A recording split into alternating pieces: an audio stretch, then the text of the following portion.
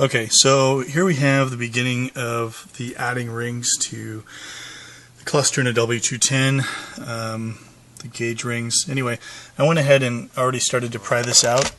Basically what I do is I take the screwdriver and I put it in this little spot here, and I make sure and not press against the vinyl. I press against my finger, okay? And that's how I start this out. Once it starts out, you can pull it out. By the way, you want to use your control for steering wheel and push it all the way down and all the way back, okay?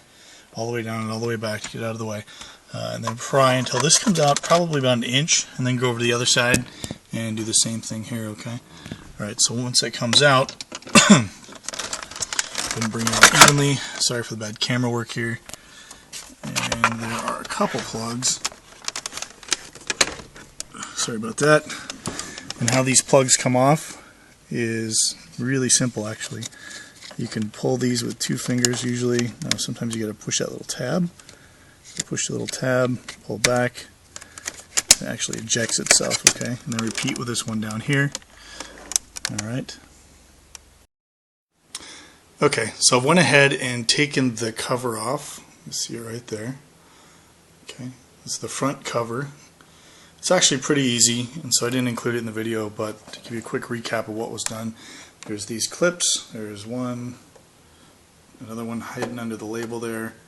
So that'd be 2, there's 3, on the bottom 4, and 5, I believe that's it. And just slides right out, okay? This whole piece slides right out. So what we're going to do now is we're going to fit the rings, and I'm also going to clean up the inside glass, etc. while I have it apart. So I've got this part now and laid out where I want it for basically installing this ring.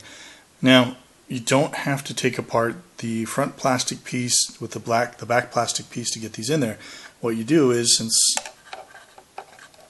can start with the center ring, which is what I usually do, just because it's easier for me. Basically, you work it in there so